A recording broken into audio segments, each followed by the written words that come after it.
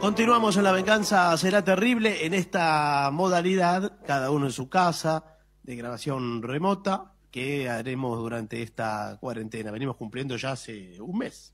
Vamos a hablar esta noche de la brújula. Antes de la invención de este artefacto, la observación del vuelo de las aves era muy importante para los marinos. Por eso, en las navegaciones largas y peligrosas, embarcaban siempre aves. Es decir, ante la incerteza de encontrar aves volando por ahí, las llevaban consigo. ¿Para qué las llevaban? Bueno, para lanzarlas a volar en un momento de extravío. Especialmente llevaban cuervos. Sí.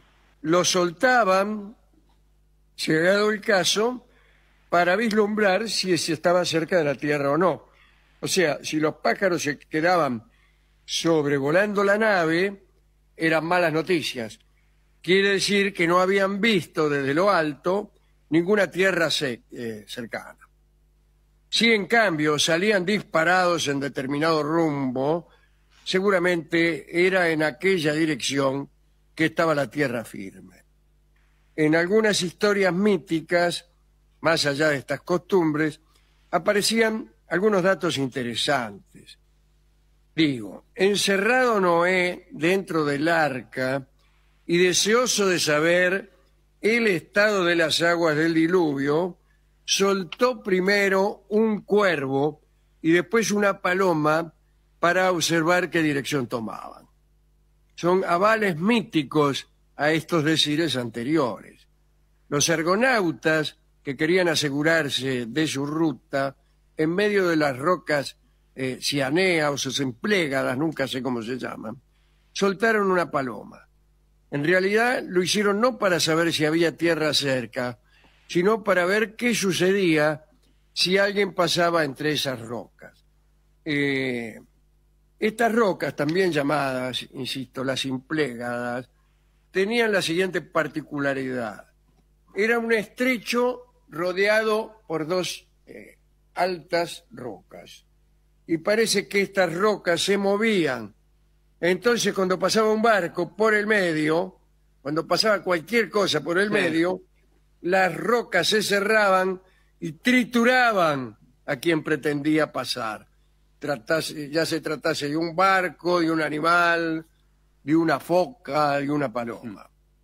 Entonces, los argonautas, cuando vieron dos rocas que les parecía que eran las implégadas, largaron una paloma, la hicieron pasar entre las rocas para ver si se cerraban. Entonces no tenía nada que ver con saber si había tierra cerca. Por otra parte, en aquellas navegaciones siempre había tierra cerca. Las antiguas crónicas escandinavas cuentan que el navegante sueco Floke dirigió su rumbo hacia Islandia siguiendo la dirección de 3 cuervos que tenía a bordo. Vamos, el mismo dios Odín tenía a 2 cuerpos. 2 cuerpos, no, 2 cuervos, ¿no? Sí. Uno en cada hombro. Hugin y Munin. Uno parado a la izquierda, el otro a la derecha, y lo ayudaban muchísimo en sus aventuras marinas. De todos modos, Odín tenía recursos marineros, ¿no?, más adelantados que los de hoy, ya que una nave que usaba muchas veces podía doblarse sobre sí misma y guardarse en el bolsillo. Digo en el bolsillo, debería decir en la bolsa. Supongo que los vikings no usaban bolsillo en el interior de la americana. Llevarían una bolsita y era muy práctico allí para los dioses guardar aquella nave cuyo nombre se me olvida ahora, que cabía en cualquier lugar. Por ahí llegabas al mar, querías embarcarte, desdoblabas aquella nave que se convertía inmediatamente en todo un bote gigantesco de unos 50 metros de eslora y ya está. En China se gestó el gran invento que vino a certificar aquellos rumbos, que a veces un poco al tuntún señalaban las aves. Después de todo, no se podía tener mucha confianza en aves que estaban sujetas a equivocaciones y cuyo desconocimiento de la geografía era proverbial. Claro. El caso es que en el reinado de Zhou Wang, allá por el siglo XI a.C., ha sido citado como aquel durante el cual se descubrió la propiedad de la aguja magnética de apuntar siempre al sur y no hacia el norte, como autores revisionistas indicaron más tarde. En el 6º año de su reinado, según refiere la crónica, Zhou Wang recibió la noticia de que sus embajadores en un apartado reino, concretamente en el de las tribus Hue Chang, habían traído unos regalos para rendirle homenaje. Muy bien.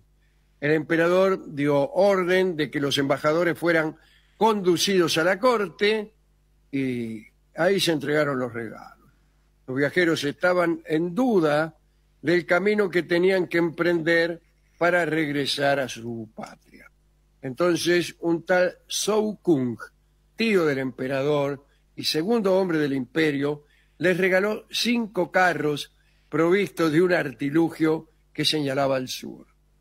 Se lo llamaba precisamente así, carros que señalan el sur. Chinanku, que como ustedes dicen, como ustedes conocen, ya que saben el chino, quiere decir en chino carro que señala al sur. Cuando oímos Chinanku, inmediatamente decimos, el idioma chino es relativamente fácil. No, Carro no que señala al sur se dice Chinanku. Y todo así por el estilo. Yo tenía una vecina que era profesora de chino ante sus amigos inmigrantes o mejor dicho, era profesora de castellano. Sí. Quiere decir que era una profesora que sabía el chino. Y yo le preguntaba muchas cosas que leía aquí en el programa, ¿no? Por ejemplo, esta. A ver, Sí. le voy a preguntar, ¿Chinanku quiere decir carro que señala al sur? No, me decía a mí. y nunca acerté ninguna. No sé si por malevolencia de la China o por incompetencia de los libros que yo leo. Claro, puede ser eso Porque también. no le pegué nunca una. O por ambas cosas también. Sí, también por ambas cosas. O tal vez por una tercera, que es oír uno mal lo que le dicen. Claro. Bien. El filósofo Kikuchi, que vivió en el siglo IV a.C., cuenta que el pueblo de Chong utilizaba carros indicadores del sur para ir a buscar jade. Curiosamente, al menos en las crónicas, el uso de cierta brújula era terrestre, fíjese, no marítimo. Las primeras mentas nos hablan de carros, en casi todas las historias donde un rey o un alquimista buscan la inmortalidad, digo esto en cuanto al jade, era un elemento que se usaba para no morirse. A donde hay jade, hay inmortalidad. En estas historias hacen hervir una piedra de jade y se toman el jugo.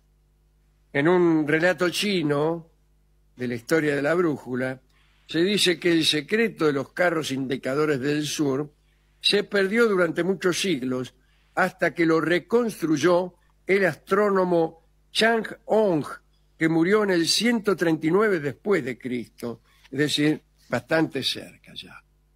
La explicación del mecanismo es bastante difusa de todas maneras. Parece que se trataba de una máquina consistente en unos engranajes que registraban los movimientos del eje de un carro de tal modo que una aguja señalase siempre la misma dirección, cualquiera que fuere la que llevara el carro. Es medio raro, ¿no? Se asegura que los chinos, cuando la usaron para la navegación, me refiero a la brújula, desde luego, Sí. ¿no? le rendían a estos aparatos una especie de culto religioso.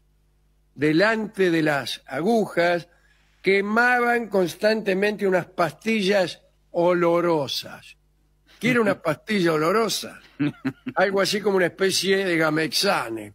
Sí. También acostumbraban a echar de vez en cuando al mar unas medallas de papel dorado y a veces unas pequeñas góndolas del mismo papel con el objeto de tener propicias a las agujas.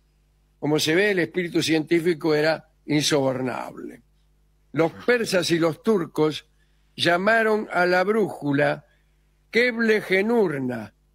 Señalaba la posición en que se ubica la Kaaba, la piedra de la Meca, para poder girar hacia allí la cara para hacer las oraciones correspondientes. Algunos suponen que los egipcios, los fenicios y los cartagineses conocieron el uso de la brújula y que las usaron lo mismo que los griegos. El padre Kircher, el padre Pineda, han dicho que Salomón también conocía la virtud de la aguja imantada, de cuya propiedad se servían sus marinos para ir a la tierra de Ofir, una tierra de la cual se tienen noticias más bien contradictorias, a pesar de las muchas brújulas utilizadas. Quiero decir, cada vez que se habla de la tierra de Ofir, Sí. si hay algo en lo que no estamos de acuerdo, es donde quedaba. Así que parece que usaban demasiadas brújulas. Bueno, también se discute sobre quién llevó la brújula a Europa occidental. Los franceses pretenden que su poeta provenzal, Galard, la había conocido en las cruzadas y que la había llevado a principios del siglo XIII. Y la llamó Marinette. Otros dicen que Marco Polo o Paulo Véneto llevaron el invento desde la China allá por el año 1295. A mí me caben bastantes dudas, ¿no? Lo más fundado parece ser el señor Juan de Gois, un natural de Positano, cerca Sí. de Amalfi. Yo he estado en esa ciudad de Positano. Es una ciudad muy extraña, edificada sobre una ladera que se precipita al mar. Te cansás mucho para ir a todas partes, son todas escaleras. Bueno, este muchacho, Juan de Gois, la perfeccionó en el año 1302. La llamó la Rosa Amalfitana. Dicen que hay una estatua de Juan de Gois ahí en Amalfi, ahí en Positano. Dicen que su uso generalizado comenzó un siglo después del año 1302. Digamos, para terminar, que Juan de Gois, para hacer la corte o adular al duque de Anjou, que entonces era el rey de Nápoles, puso en la punta de la aguja una flor de la que constituía el escudo del rey, ¿no? El duque de Anjou, agradecido, hizo levantar en Amalfi, ahí está, una estatua de Juan de Gois, que bien puede ser Juan de Gois, si usted quiere, Sí. ya que veo que andan franceses por allí, Sí. ¿no? Bueno, y ahí todavía está señalando el norte con este dedo. No con este, con este dedo. Bueno, digo yo mientras señalo justamente Sí. en sentido contrario. Nuestro programa se orienta con Brújulas Norte, un alarde de calidad. Gracias. Esto es todo lo que tenía que decir acerca de la brújula, su invención y el modo de orientarse que tenían algunos pueblos en la antigüedad. ¿A quién dedicar esto? A nuestro amigo Noé, que llevó el arca a buen puerto. No con brújula, sino con cuervos o con palomas, es más o menos lo mismo, ¿no? También a los argonautas, a los chinos, que inventaron la brújula más de una vez. La inventaron, se olvidaron cómo era y la inventaron de nuevo. Bueno, qué bueno eso. A mí me gusta ese asunto de inventar algo, olvidarlo e inventarlo de nuevo. permite una figura extraña, que es la de inventar algo por segunda vez. Sí, Sí, sí. muy extraña. Yo suelo inventar canciones por segunda y tercera vez, después de haberlos perdido, pero no las perfecciono. Por el contrario, el recuerdo que tengo es fantasmagórico, fragmentario, incompleto. Y entonces la tercera canción es la sombra de la primera, o al menos me hago creer yo mismo para pensar que alguna vez esa canción fue mejor. Bueno, discúlpeme.